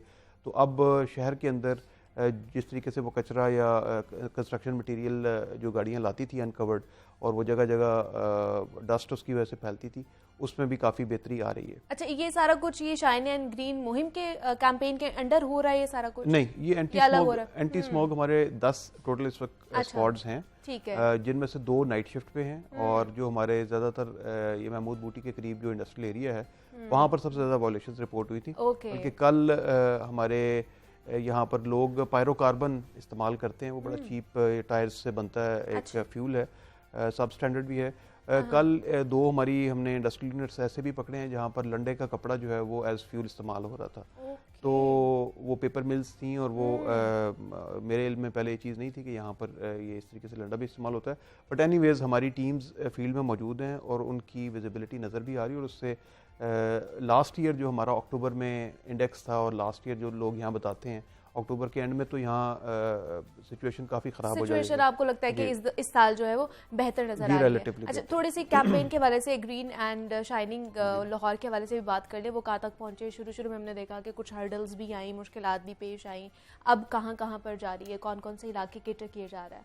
जी, इसमें ये हमारे कमिश्नर लाहौर डिवीजन की एक बड़ी अच्छी काविश है और बहुत अच्छा इनिशिएटिव है। इसमें बुनियादी तौर पे तो हमने अब 7 एरियाज जो हैं अब तक हम कवर कर चुके हैं। अच्छा, ठीक है। हम स्कीम मोड पे अभी 2 दिन पहले ये स्कीम हमने उससे मुल्तान रोड पे हमने उसको कवर किया। स्कीम मोड चौक से लेके आगे मुल्तान रोड चुंगी जो है वहाँ तक हमने पूरा एरिया, उसमें फिर हमारे तमाम जो म्यूनसिपैलिटी के इदारे हैं, मेट्रोपॉलिटन कॉरपोरेशन है, LWMC है, वासा है, PHA है, ये तमाम इदारे वहाँ मौजूद होते हैं और हमारे AC साहिबान जो हैं वो सफाई के हवाले से उस सिलेक्टेड एरिया में जो एक्टिविटी होती है वो कर रहे होते हैं। तो अब तक 7 एरियाज़ हम कर चुके हैं और अब हमें पब्लिक की तरफ से डिमांड्स आ रही हैं कि जी हमारे एरिया में भी आएँ और जो एरियाज़ हमने साफ़ करवाएं हैं वहाँ अगर आप जाएँ तो आपको वाकई एक फ़र्क नज़र आता है, थोड़ी सफाई सुथराई, और वहाँ एक लाहौर की जो खूबसूरती है वो अल्हम्दुलिल्लाह काफ़ी हद तक बहाल होना शुरू हो गई है। और ये ऑनगोइंग कैंपेन है, ऑनगोइंग हमारा एक इनिशिएटिव है। तो इंशाल्लाह हमारी पूरी कोशिश है और बल्कि हम मतलब ये किसी स्पेसिफिक कोई टाइम फ्रेम नहीं है इसका, ये ऑनगोइंग प्रोसेस रहेगा इस कैंपेन का। अच्छा, लास्ट पे क्विकली मैं इसमें हवाले से बात करना चाहूँगी। जैसे मैं बच्चों के हवाले से बात करी, स्कूल कॉलेजेस में नशे की जो चीज़ें हैं वो बहुत ज़्यादा सप्लाई होना शुरू होगी और हाई कोर्ट की तरफ से भी ऑर्डर आया कि इसके हवाले से कोई इकदाम उठाए जाएं। तो आपकी तरफ से क्या क्या चीज़ें की जा रही है? जी, इसमें मैं समझता हूँ कि हमारे पेरेंट्स का सॉरी पानी मुझे नो प्रॉब्लम। अच्छा इमरान, आप मुझे बताइए, सारी सूरत हाल आपके सामने है, डीसी साहब ने जिस तरह हमें एक्सप्लेन किया है, ये चीज़ें आपको क्या लगता है कितनी हल होने वाली हैं और इसमें कितने और परसेंटेज बढ़ सकती है? देखिए, मैं ये समझता हूँ मुनीबा कि ना जो बंदा कोशिश करता है ना, नंबर उसी को मिलता है, चाहे वो 100 में से 1 लेकर आए, मगर उसने कोशिश की। अभी हम ये देख रहे हैं कि मौजूदा इंतजामिया जो है ना वो हमें सड़कों पे नजर आ रही है, काम करती नजर आ रही है। अब हर साल आपको पता है स्मोक आना है, हर साल आपको पता है ये 200 इंडस्ट्री यूनिट्स हैं, आपको पता है कि ये काम खराब करते हैं, आपके शहर में स्मोक के बाइस बनते हैं। तो क्या हम इसी माह में जाकर खुद इनको क्यों सील करते हैं? ये अपने SOPs के मुताबिक उसके ऊपर क्यों नहीं आते? अच्छा, नंबर 1, अब ग्रीन एंड शाइन मुहिम जो है वो शुरू हुई है और उसमें 7 इलाके हमने कर लिए हैं। बहुत अच्छा काम कर रहे हैं, हमें नजर आते हैं, सुबह 6 बजे भी नजर आते हैं, 7 बजे भी नजर आते हैं। मगर जो पीछे वाला पहला जहाँ पे इलाका है वो अगर हम दोबारा जाकर देखेंगे तो वो वहीं। डीसी साहब से मैं वो नशे के हवाले से बात करना चाहूंगी, मुझे बताइएगा आप क्या कह रहे थे और क्लोजिंग रिमार्क्स हैं आपने जो दे रहे हैं। जी, इसमें बुनियादी तौर पे एक कलेक्टिव रिस्पॉन्सिबिलिटी बनती है, हमारी पुलिस है वो अपनी तरफ से इन्फोर्समेंट कर रही है, टीचर्स के इल्म में अगर इस तरह की कोई बात आती है उनको एक्शन लेना चाहिए, पेरेंट्स को बच्चों को स्कूल कॉलेज यूनिवर्सिटीज भेजते हैं उनकी एक जिम्मेदारी है। तो ये मिलजुल के है, बट ये कि जहाँ पर रिपोर्ट होता है वहाँ पर पुलिस इस पे बड़ा सख्त एक्शन लेती है, डिस्ट्रिक्ट एडमिनिस्ट्रेशन भी इस पे बिल्कुल विजिलेंट है, बट इसमें काम करने की मजीद जरूरत है। चले जी, डिप्टी कमिश्नर लाहौर मोहम्मद अली हमारे साथ मौजूद है, उनके साथ नुमाइंदा लाहौर न्यूज़ इमरान अकबर ने भी हमें ज्वाइन किया। डीसी साहब आपका भी बेहद शुक्रिया, इमरान आपका भी बेहद शुक्रिया। लाहौर के मसाइल के हवाले से जनाब हम बात कर रहे थे, यहाँ पे एक छोटी सी ब्रेक, मिलते हैं इस ब्रेक के बाद।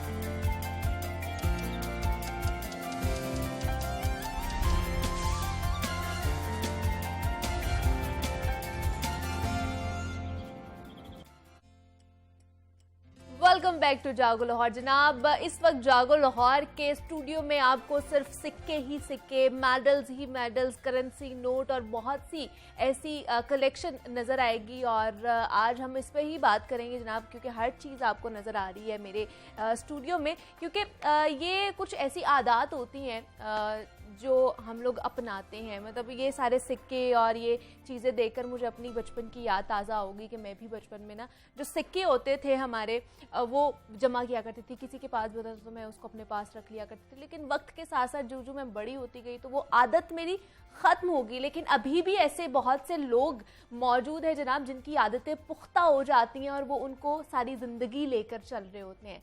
तो आज मैं ऐसे ही टैलेंटेड इंसान से आपकी मुलाकात करवाने वाली हूँ जिनके पास पाकिस्तान की सबसे बड़ी सिक्कों की, करेंसी नोटों की, मेडल्स की, डाक टिकटों की कलेक्शन का एजाज़ हासिल है उन्हें। मतलब इतनी बड़ी कलेक्शन है उनके पास कि जनाब आप सुनेंगे और जनाब हैरान हो जाएंगे। मतलब 22,000 सिक्कों की कलेक्शन वो अपने पास रखते हैं जिनमें आपको मुख्तलिफ ममालिक के सिक्के मिलेंगे, पाकिस्तानी सिक्के भी मिलेंगे और मेडल्स भी आपको। इवन के जनाब 500 साल पहले जो मसीह बरादरी के जो सिक्के होते थे वो भी आपको मिलेंगे उनके पास। मुख्तलिफ बादशाहों और जो पुरानी सल्तनतों में सिक्के इस्तेमाल होते थे वो भी उनके पास मौजूद हैं। तो उनकी तरफ चलते हैं, जानते हैं कि हैबिट कब उनकी डेवलप हुई, कितने साल हो गए हैं इस चीज़ को लेकर चलते हुए और आगे के उनके क्या फ्यूचर गोल्स हैं इनको लेके। तो शकील अहमद मियो हमारे साथ मौजूद हैं। शकील, आपको वेलकम कहती हूँ जागो लाहौर में। कैसे हैं आप? थैंक यू, अल्हम्दुलिल्लाह बिल्कुल ठीक ठाक।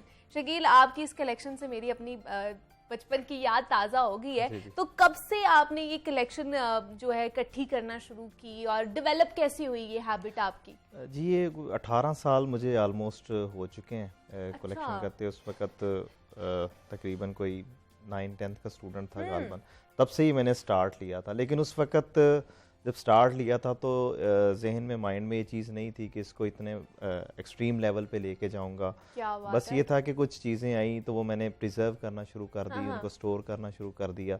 लेकिन अल्हम्दुलिल्लाह बाद में ये एक पैशन और जुनून की शक्ल इख्तियार कर गया। तो फिर जैसे जैसे मैं आगे बढ़ता गया फिर गोल मैंने सेट किए कुछ कि मुझे दुनिया के हर मुल्क का सिक्का, करेंसी नोट, डाक टिकट, ये चीज़ें जमा करनी है। तो अल्हम्दुलिल्लाह ये गोल जब मैंने सेट किया तो शुरू में कुछ मुश्किलात पेश आई क्योंकि हर चीज़ पाकिस्तान में अवेलेबल नहीं होती। हाँ जी, तो उसके लिए मैंने फ़ॉरेन कंट्री रब्ता किया, मुख्तलिफ कलेक्टर्स से, प्लेटफॉर्म से। तो अल्हम्दुलिल्लाह मैंने वो जो टारगेट और गोल सेट किया था कि दुनिया के हर मुल्क का सिक्का और करेंसी नोट, डाक टिकट जमा करनी है, तो वो अल्हम्दुलिल्लाह मैंने अचीव किया। उसके बाद दूसरा जो टारगेट था वो मेडल्स का था और इसी तरह एंशियंट कॉइन का था जो कबल मसीह से या हज़ारों साल पुराने सिक्का जात होते हैं, वो भी अल्हम्दुलिल्लाह मैं अचीव कर चुका हूँ।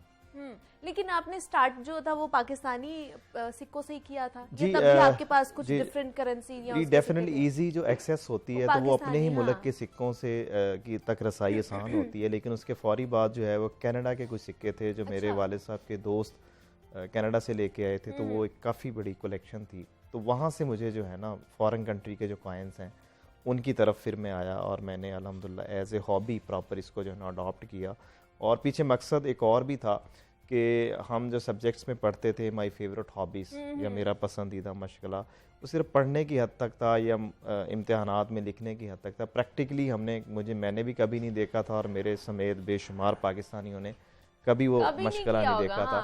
तो लेकिन मैंने ये डिसाइड किया कि मैं क्यों ना इसको प्रैक्टिकली लोगों को दिखाऊं कि एक्चुअली आपका तब भी फेवरेट हॉबी में यही मजमून लिखते थे आप? डेफिनेटली फिर मैंने यही लिखना शुरू कर दिया फेवरेट हॉबी के तौर पे, क्योंकि प्रैक्टिकली जब मैं उसको कर रहा था तो उसको लिखते हुए मुझे जो है बड़ा एक अजीब फीलिंग्स शुरू हुई कि वाकई मैं कर रहा हूँ, वरना लोग तो सिर्फ लिखने की हद तक होते हैं। तो पाकिस्तान में पहली दफ़ा जो है मैंने हॉबीज़ को प्रमोट किया, मुख्तलिफ यूनिवर्सिटीज़ कॉलेजेस में एग्जीबिशंस भी करवाई जिसकी और लोगों को प्रैक्टिकली अमली तौर पर हॉबी देखने का मौका। मतलब पाकिस्तान की 20 यूनिवर्सिटीज हैं जहाँ से आप शील्ड्स और जो है एजाजी तारीखी सनदें हासिल कर चुके हैं। अल्हम्दुलिल्लाह जी। सही। तो इस वक्त आपके पास कौन कौन से, मतलब कितने ममालिक हैं दुनिया के जिनके करेंसी यहाँ पर सिक्के या बाकी चीज़ें मौजूद हैं? जी दुनिया के तकरीबन आई डोंट थिंक कोई ऐसा मुल्क होगा जिसका मैंने नोट और सिक्का जो है कलेक्ट ना किया हो। तकरीबन दुनिया में इस वक्त 250 के करीब हैं मुल्क जो टेरिटरीज डाल के, डिपेंडेंसीज और टेरिटरीज, उन तमाम के मैंने जो है वो सिक्के, करेंसी नोट्स जो है ना वो जमा किए हैं। अगर हम बात करें पाकिस्तान से स्टार्ट लें तो पाकिस्तान में 1948-47 से लेके जितने अब तक सिक्के जारी हो चुके हैं और जितने करेंसी नोट्स जारी हुए हैं, डाक टिकटें जारी हुई हैं, वो तमाम अल्हम्दुलिल्लाह जो है वो मैंने जो है कलेक्ट की। कुछ अगर हम यादगारी सिक्कों की बात करें तो पाकिस्तान ने कोई 35 के करीब जो है लिमिटेड एडिशन, जिस तरह अभी हमारा 75 रुपए का करेंसी नोट जारी हुआ, वो भी एक लिमिटेड उसकी सर्कुलेशन होगी। उस समेत जो है पाकिस्तान ने 35 यादगारी सिक्के 3000 के, 1500 के, और 500 रुपए के, 150 रुपए के, 100 रुपए के सिक्कों की शक्ल में है? सिक्कों की शक्ल में है, जो आमतौर पे लोगों ने कभी नहीं देखे हुए, लेकिन वो सारे के सारे अल्हम्दुलिल्लाह मैंने अपनी कलेक्शन में जो है वो ऐड किए हैं, जिनमें से कुछ सिक्के जो है आपको जरूर अगर ये देखें, हम बात करें अगर 150 रुपए के सिक्के की, तो ये पाकिस्तान का 150 रुपए का सिक्का है, ये चांदी में जारी हुआ था। क्या बात है। अच्छा, ये कौन से सन में था? ये जी 1976 में, 1976 में जारी हुआ था। और ये दोबारा आप ये इस कैमरे में हमें दिखा सकते हैं? हाँ। ये वाइल्ड लाइफ पे जो है वो जारी हुआ ये वाला सिक्का। इसी तरह ये पाकिस्तान के अल्लामा इकबाल का चांदी का 100 रुपए का सिक्का, ये भी उसी ईयर में है। इसी तरह जो है आप ये देख सकें, ये पाकिस्तान के 70 रुपए के और 100 रुपए के सिक्के पाक चाइना फ्रेंडशिप पे, अब्दुल सत्तार ईदी पे, डॉक्टर रतफा पे, सर सैयद अहमद खां पे, मोहतरमा फातिमा जिन्ना पे। और इसी तरह जब पाकिस्तान की गोल्डन जुबली सेलिब्रेट हुई थी, अब तो हमने डायमंड जुबली सेलिब्रेट की है, तो तब हमने ये वाला सिक्का जो है वो जारी किया था जब 50 साल पाकिस्तान को मुकम्मल हो गए थे। लेकिन अब हम शकील देखते हैं कि हमें ज़्यादातर most of the people doesn't know कि इस तरह की चीज़ें भी हैं, इस तरह के सिक्के या करेंसी भी हैं, या जारी भी किए गए हैं और कब किए गए हैं। तो आपके पास इस तरह की इन्फॉर्मेशन कहाँ से आती है? अच्छा, ये इसके लिए जो है ना इंटरेस्ट का होना बड़ा ज़रूरी होता है। और मुझे बाज़ दफ़ा अनफॉर्चुनेटली पाकिस्तानी जो नेशन है उसका इन हॉबीज़ के अंदर, ये कलेक्शन के अंदर को बहुत ज़्यादा इंटरेस्ट नहीं है, जिस वजह से ये इन्फॉर्मेशन तक नहीं पहुँच। हालांकि ये न्यूज़पेपर के अंदर भी पब्लिश किए जाते हैं, स्टेट बैंक की वेबसाइट पे भी किए जाते हैं, लेकिन लोगों का इंटरेस्ट की कमी होने की वजह से उनको ये इल्म नहीं होता। और ये लिमिटेड एडिशन होते हैं, बिल्कुल थोड़े सिक्के जारी किए जाते हैं ताकि फ्यूचर में आगे जाके नायाब और रेयर हो सकें। तो इस वजह से पब्लिक का जो है वो बहुत ज़्यादा मैंने इंटरेस्ट नहीं देखा कि उनको मालूम, हालांकि ये पता होना चाहिए कि एक मुल्क, हमारे मुल्क के अंदर कितने यादगारी सिक्के जारी हुए हैं और किस थीम पे जारी हुए हैं। और उससे जो है ना एक तो ये पता लगता है कि जिस तरह अब्दुल सत्तार ईदी के और 50 रुपए का सिक्का जारी किया गया है, तो उससे अब्दुल सत्तार ईदी की शख्सियत और अहमियत का पता लगता है कि वो कितने काबिल कदर इंसान थे, कि उन पर गवर्नमेंट ऑफ पाकिस्तान ने, इसी तरह डॉक्टर रतफा पे, सर सैयद। तो ये बड़ा ज़रूरी है हमारी जनरेशन के लिए जानना कि किन किन थीम्स के ऊपर जो है ये सिक्के जो हैं जारी किए गए। जिस तरह भी पाकिस्तान ने 2 सिक्के UET Lahore university of engineering पे जारी किए हैं। पाकिस्तान का बहुत बड़ा इदारा है और बड़ा कंट्रीब्यूशन है पाकिस्तान में उसका। तो एक कराची और लाहौर दोनों पे 100 रुपए के। इसी तरह लॉरेंस कॉलेज आपके पास जी अल्हम्दुलिल्लाह वो भी सारे कोई चीज आपके पहुंच से दूर नहीं होती है जी अल्हम्दुलिल्लाह। वो क्योंकि इंटरेस्ट होता है तो फिर रसाई जो है वो वहाँ तक हो जाती है। 2.5 साल पुराने सिक्के भी आपके साथ मौजूद जी जी 2,500 साल पुराने की अगर हम सिक्कों की बात करें तो जिस तरह ये है तो ये आप देख सकते हैं कि ये वाला जो कॉइन है ये यूनान का है और ये तकरीबन जो है 2,500 साल पुराना सिक्का है। इसी तरह मुस्लिम डायनेस्टीज़ की हम बात करें तो ये मुग़ल कॉइन है 400-500 साल पुराना है। इसी तरह ये भी 400 साल पुराना है। ये उमवी दौर का सिक्का है। चांदी के ये सिक्के थे जो उस वक्त दिरहम दिनार की शक्ल में। इसी तरह ईस्ट इंडिया कंपनी यहाँ पे रही तो ये ईस्ट इंडिया कंपनी का। इसी तरह बरतानवी जो राज रहा पाकिस्तान के ऊपर वो तमाम सिक्के भी जो है वो मेरी कलेक्शन में शामिल हैं। इसी तरह हम देखें कि ये जिस तरह आपको सिक्के नज़र आ रहे हैं ये 100 साल पुराने अमेरिकन कॉइन्स हैं चांदी के डॉलर। उस वक्त चांदी की करेंसी राइज थी अमेरिका के अंदर तो ये 100 साल पुराने उनके तो शकील आपके कोई दोस्त बाहर होते हैं, दोस्त अहबाब या जिनसे कांटेक्ट करके ये चीज़ें आप मंगवा लेते हैं?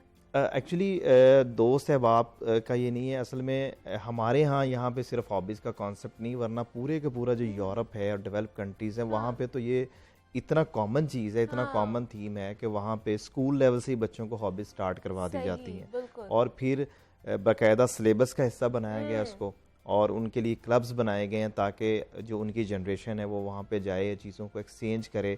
और लेकिन इस वजह से वहाँ पे बहुत बड़ा प्लेटफॉर्म है, मार्केट्स हैं वहाँ पे, लेकिन यहाँ पे नहीं है, उसका शऊर ही नहीं है। उस वजह से वहाँ से चीज़ें तक रसाई हासिल करना इजीली एक्सेस हो जाती है। पाकिस्तान में देखा जाए तो आपके पास मेडल्स की भी एक बहुत बड़ी कलेक्शन है, उसमें कौन कौन से मेडल्स आपके जी अल्हम्दुलिल्लाह। अगर हम मेडल्स की बात करें तो मेडल्स को मैंने कोई 8-10 साल पहले मेडल्स का स्टेप लिया था। मेरे पास कुछ मेडल्स आए तो वहाँ से उसका भी मुझे जुनून हुआ कि मुझे मेडल्स जमा करने। फिर मेरे पास बहुत इंपॉर्टेंट मेडल्स आए उसमें जिस तरह पहली जंग अजीम है बरतानिया की, दूसरी जंग अजीम है, उनके मेडल्स से, इसी तरह पाकिस्तान के जितने आर्मी और सिविलियंस मेडल थे वो तक तमाम मैंने कलेक्ट किए।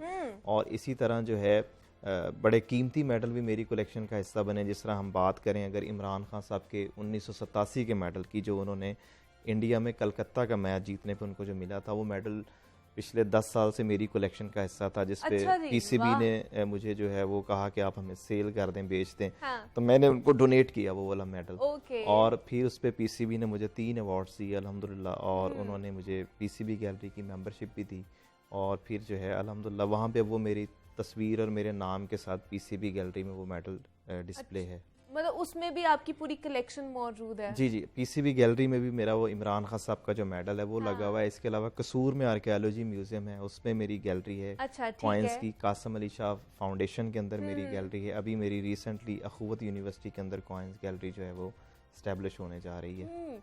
इसका मतलब वहाँ पर भी फिर आपकी चीजें डिस्प्ले होंगी, अभी भी आपके पास है? तो कितना खजाना आपने जमा करके रखा हुआ है? जी तकरीबन मैंने 22,000 से जायद सिक्के जो है मुख्तलिफ जमा किए थे। अच्छा। 250 ममालिक के। फिर अगर हम करेंसी नोट्स की बात करें तो तकरीबन वो भी कोई 4 से 5,000 मुख्तलिफ करेंसी नोट थे, उसमें भी कोई 200 से जायद ममालिक थे। और डाक टिकटों की बात करें को 30,000 के करीब मुख्तलिफ डाक टिकटें थी, 200 से जायद ममालिक की। मेडल्स को 600-700 के करीब मेरे पास जो है मेडल्स हैं। घर में भी मैंने एक छोटी सी गैलरी बनाई हुई है जहाँ पे कुछ चीज़ें डिस्प्ले फ्रेम्स में, जिस तरह आपको ये नज़र आ रहा है, तो कुछ चीज़ों को फ्रेम करके मैंने जो है वो घर में कुछ गैलरी बनाई हुई अल्हम्दुलिल्लाह। तो इस पर मेरा जो है सिर्फ मकसद पीछे ये था कि हॉबीज़ को पाकिस्तान में प्रमोट किया जाए, जो कि एक डेड कॉन्सेप्ट है। लोगों को आमतौर पे नहीं पता कि हॉबीज़ कैसे की जाती हैं, ये हॉबीज़ का क्या हम सिर्फ पढ़ लेते हैं, थ्योरेटिकली हम उसको लेकर चलते हैं, इम्प्लीमेंट नहीं करते हम अपनी जिंदगी में उस चीज़ को। तो उसकी इम्प्लीमेंटेशन के लिए मैं वर्क कर रहा हूँ। मैं चाह रहा हूँ कि पाकिस्तान में कोई ऐसा म्यूज़ियम भी होना चाहिए, जिसके लिए मैं एफर्ट कर रहा हूँ कि जहाँ पे दुनिया की हर मुल्क की करेंसी हमारी यूथ को देखने को मिल सके। और इसके अलावा मेरी ये पूरी किताब भी आपने जी अल्हम्दुलिल्लाह मेरी किताब ये इसी जनवरी फरवरी में वो इंशाल्लाह उसकी रूनमाई भी हो जाएगी, पब्लिश उस पे काम चल रहा है। उसमें भी ये तमाम जी वो तमाम मैंने उसमें हॉबी की जितनी भी हिस्ट्री है, हॉबीज़ के ऊपर जितने हिस्ट्री के ऊपर जितना कॉइन्स कलेक्शन, ये सारी चीज़ों को मैंने उसमें कवर किया है अल्हम्दुलिल्लाह। तो उसका दिबाचा भी अल्हम्दुलिल्लाह सैयद कासिम अली शाह साहब ने लिखा है, और उन्हीं के प्लेटफॉर्म से अल्हम्दुलिल्लाह उसकी जो है वो रोनुमाई भी होगी इनकी फाउंडेशन में।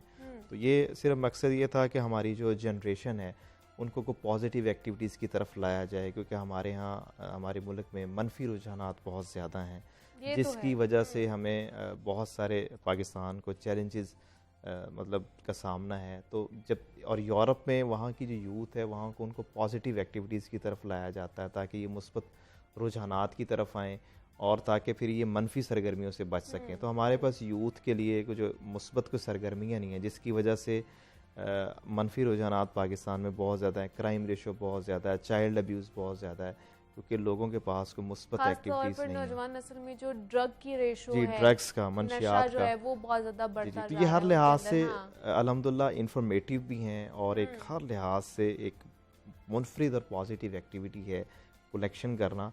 इसी चीज़ को कलेक्शन के लिए मुझे शकील बताइए कि रिसर्च आप पहले करते हैं कि मुझे ये वाला सिक्का, ये वाला मेडल चाहिए, या जब वो आपके पास आ जाते हैं तो उसके बाद रिसर्च करते हैं? दोनों चीज़ें पैरेलल चलती हैं। कुछ चीज़ें आ जाती हैं बट मुझे पता नहीं होता, फिर वो रिसर्च के ज़रिए उनको जो है ना वो पता करना होता है। कुछ को पहले से रिसर्च होती है, फिर उनकी तलाश करना होती है कि ये चीज़ मुझे चाहिए।